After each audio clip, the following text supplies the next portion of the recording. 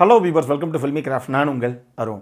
இந்த எபிசோடில் பார்த்திபனுடைய இயக்கத்தில் ஒரு தமிழ் படமாக நம்ம ஊர் தியேட்டர்ஸில் இன்றைக்கி வெளியாகிருக்கிற டீன்ஸ் படம் எப்படி இருக்குது அப்படின்னு தான் இங்கே நம்ம பார்க்க போகிறோம். முதல்ல இந்த விமர்சனம் பார்த்து முடிச்சவொன்னே பிடிச்சிருந்தது அப்படின்னா லைக் பண்ணுங்கள், ஷேர் பண்ணுங்கள், உங்களுடைய கருத்துக்களை கமெண்ட் செக்ஷனில் விடுங்க. மறக்காமல் நம்ம சேனலுக்கு கடைசியாக சப்ஸ்கிரைபும் பண்ணுங்கள்.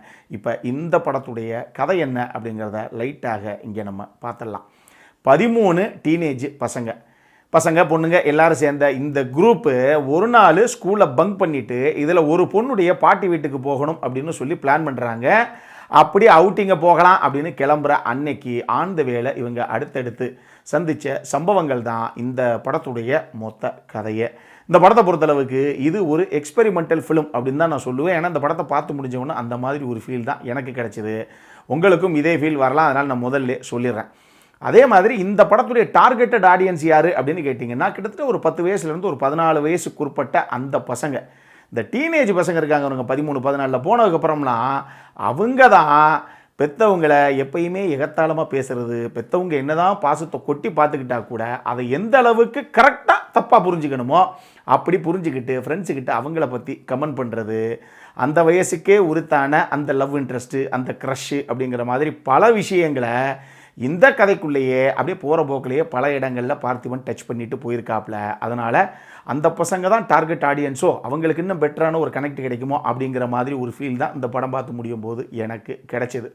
இந்த படத்துக்கும் பார்ட் 2க்கு லீடு விட்டுருக்கார் பார்த்திபன். நான் முதல்ல சொல்லிட்டேன் மக்களே.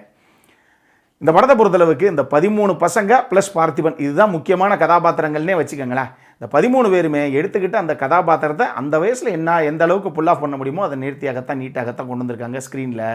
பார்த்திபனுக்கு இதுவரைக்கும் அவர் ப்ளே பண்ணாத வித்தியாசமான ஒரு கதாபாத்திரம், அவருக்கே உரித்தான அந்த ஸ்டைலில் தான் அந்த கதாபாத்திரத்தை அவர் கொண்டு வந்திருக்காரு. நீட்டாக பண்ணார் அப்படின்னு தான் நான் சொல்லுவேன். இந்த படத்துடைய ட்ரெய்லர் பார்க்கும்போது நமக்கு என்ன தோணுது, இந்த ட்ரெய்லர் ஃபுல்லாக பாருங்கள், ஏங்க இது ஒரு மிஸ்ட்ரி ஹாரர் படமாக இருக்குமோ அப்படிங்கிற மாதிரி ஒரு ஃபீல் தான் நமக்கு கிடைக்கும். ஆனால் உண்மை என்ன அப்படின்னா, இந்த படத்தில் ஃபர்ஸ்ட் ஹாஃப் ஒரு மிஸ்ட்ரி ஹாரர் மாதிரியும் செகண்ட் ஹாஃப் ஒரு சயின்ஸ் ஃபிக்ஷன் த்ரில்லராகவும் தான் இந்த கதை சித்தரிக்கப்பட்டிருக்கு. இந்த சம்பவம் தியேட்டருக்கு போனதுக்கப்புறம் தான் எனக்கு தெரியும். செகண்ட் ஹாஃப் உள்ளே போனதுக்கப்புறம் தான் என்னங்க ஒரு ஜான்ராவே கம்ப்ளீட்டாக ஷிஃப்ட் ஆகுது அப்படிங்கிறதே அப்போ தான் நான் புரிஞ்சுக்கிட்டேன். அதை நான் எதிர்பார்க்கல அங்கே வரைக்கும். இன்னொரு விஷயம், இந்த படத்தில் ஒரு சில சென்டிமெண்ட் காட்சிகள் அது நபர்களை பொறுத்து வேறுபடும். ஆனால் ஒரு சில பேர்த்துக்கு ஒர்க் அவுட் ஆகிறதுக்கும் வாய்ப்புகள் இருக்குது. இந்த படத்தை பொறுத்தளவுக்கு ஆக்சுவலாக ஃபஸ்ட் ஹாஃபை பொறுத்தளவுக்கு இந்த மாதிரி பேரண்ட்ஸை ஏகத்தாளமாக பேசக்கூடிய ஒரு குரூப் ஆஃப் ஸ்டூடெண்ட்ஸு, இவங்க எல்லாரும் கட்டடிச்சிட்டு வெளியே போகணும் அப்படிங்கிறதுக்காக இவங்க மேற்கொள்கிற ஒரு பிரயாணம், அங்கே இவங்களே எதிர்பார்க்காம அடுக்கடுக்காக இவங்க சந்திக்கிற ஒரு சில மிஸ்ட்ரி விஷயங்கள், அதனால அங்கே கிரியேட் ஆகக்கூடிய ஒரு பதபதைப்பு அப்படின்னு சொல்லி ஃபஸ்ட் ஹாஃபை ஒரு விதமாக எடுத்துகிட்டு போயிடுறாங்க வித்தியாசமாக. ஆனால் செகண்ட் ஹாஃபுக்கு வரும்போது நான் சொல்கிற மாதிரி சயின்ஸ் ஃபிக்ஷன் த்ரில்லராக கம்ப்ளீட்டாக இந்த ஜான்ரா ஷிஃப்டே நடக்குது இல்லையா, அப்போ ஒரே ஒரு சின்ன விஷயம்தான், அந்த ஒரு விஷயத்தை வச்சு தான் கம்ப்ளீட்டாக செகண்ட் ஹாஃபை இந்த டீம் ஹேண்டில் பண்ணியிருக்கு.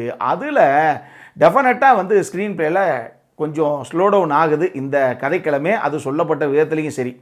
ஸோ செகண்ட் ஹாஃபில் இன்னுமே அவங்க கொஞ்சம் கான்சன்ட்ரேட் பண்ணியிருக்கலாமோ அப்படிங்கிற மாதிரி ஒரு ஃபீல் தான் எனக்கு இந்த படம் பார்க்கும்போது வந்தது. ஃபஸ்ட் ஹாஃபோட கம்பேர் பண்ணும்போது செகண்ட் ஹாஃப் இன்னும் பெட்டராக நிறைய விஷயங்கள் பண்ணுறதுக்கான வாய்ப்புகள் இருந்தோம், அதனை பெருசாக யூட்டிலைஸ் பண்ணலையோ அப்படிங்கிற மாதிரி எனக்கு ஒரு ஃபீல். இது எல்லாமே போக இந்த படத்தில் ஒரு போலீஸ் லேடியுடைய கதாபாத்திரம் ஒன்று, ரத்தத்திலே பொட்டு வைக்கக்கூடிய ஒரு லேடி ஒரு கதாபாத்திரம் ஒன்று வரும். அந்த கதாபாத்திரமாகட்டும், ஏன் நம்ம யோகி பாபுடைய கதாபாத்திரமாகட்டும், இந்த கதாபாத்திரம்லாம் பெருசாக எங்கேயுமே எழுதப்படவும் இல்லை. அந்த கதாபாத்திரத்துக்கு அவ்வளோ ஸ்க்ரீன் ஸ்பேஸும் கிடையாது. அந்த கதாபாத்திரத்தை ப்ராப்பராக யூட்டிலைஸ் பண்ணவும் கிடையாது. ஏன் இந்த கதாபாத்திரத்துக்கெல்லாம் ஒரு ப்ராப்பரான க்ளோஸ் அவுட்டுமே இவங்க கொடுக்கல. அது கன்வின்சிங்காக எங்கேயுமே ஃபினிஷ் பண்ணவும் கிடையாது. இந்த கேரக்டர்ஸ் எல்லாமே அதுக்குள்ளேயே செகண்ட் பார்ட்டுக்கு லீடை விட்டுட்டாங்க. இதெல்லாம் கொஞ்சம் ப்ராப்பராக க்ளோஸ் அவுட் பண்ணியிருக்கலாமோ அப்படிங்கிற ஒரு ஃபீலுமே எனக்கு வந்தது. மொத்தமாக இந்த படம் எப்படி இருக்குது அப்படின்னு கேட்டிங்கன்னா, ஏற்கனவே சொன்ன மாதிரி இது ஒரு எக்ஸ்பெரிமெண்டல் ஃபிலிமாக இருந்தால் கூட இது ஒரு வித்தியாசமான சப்ஜெக்ட் தான். இந்த கதை சொல்லப்பட்ட விதத்தில் இன்னும் சுவாரஸ்யப்படுத்தியிருந்தாங்க அப்படின்னாலே இந்த படம் அடுத்த கட்டத்துக்கு போயிருக்கும். அடல்காரனை பொறுத்தளவுக்கு இந்த படத்தில் அப்படி எதுவுமே கிடையாது. இது ஃபேமிலியோடு பார்க்கக்கூடிய ஒரு படம் தான். இந்த படம் நம்ம ஊர் தியேட்டர்ஸ்லேயே வெளியாகிருக்கு. அப்புறம் என்ன, இதே மாதிரி இன்னொரு வீடியோவோட அடுத்த முறை உங்களை சந்திக்கிற வரைக்கும் இட்ஸ் அருண் சைனிங் ஆஃப்.